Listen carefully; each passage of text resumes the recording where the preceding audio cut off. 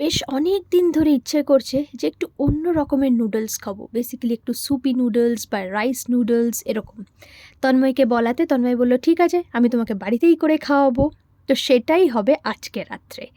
তো আমি অফিস থেকে ফেরার পথে একটু ডে টু ডে ঢুকেছিলাম, শ্যাম্পু দেখছিলাম, লরিয়ালের দেখলাম, তারপরে কসমোর শ্যাম্পু দেখলাম। আসলে আমি হেয়ার সিরাম বলো, হেয়ার মাস্ক বলো, সবই কসমোরই ইউজ করছি। আমার ব্র্যান্ডটা বেশ ভালো লেগেছে। তো এখান থেকে শ্যাম্পু, কন্ডিশনার নিলাম আর অফিসের জন্য টিফিনের জন্য একটা ব্যাগ নিলাম। তো ফাইনালি আমি ক্যারাটিনের একটা শ্যাম্পু নিলাম, অ্যাভোক্যাডো, কন্ডিশনার আর এই যে এই ব্যাগটা নিয়ে এসেছি। নিয়ে ফ্রেশ হয়ে চলে গেলাম রান্নাঘরে।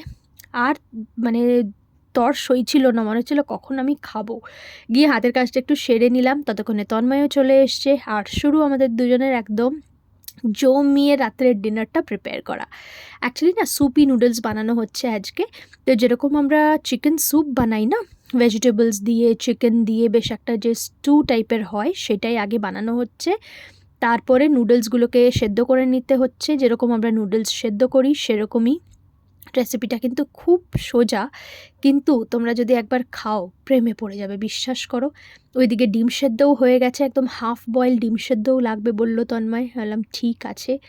সঙ্গে সস, প্রথমে সসটাকে একটুখানি মিশিয়ে দেওয়া হয়েছে, চিলি সস আর সয়া সস। তার উপরে নুডলসগুলোকে দিয়ে দেওয়া হচ্ছে। তারপরে উপর থেকে দেওয়া হবে এই যে স্যুপ, যেটা কিন্তু বেশ স্পাইসি স্পাইসি। আর আমি তো উপর থেকে গোলমরিচ ছড়িয়ে দিয়েছিলাম, গোলমরিচের গুঁড়ো আর একটু বিট নুন, সঙ্গে সাথে এই হাফ বয়েলড এগ। যদি এইটা তোমরা একবারও ট্রাই না করে থাকো, আমার কথায় একবার ট্রাই করো, দেখবে ভালো লাগবে।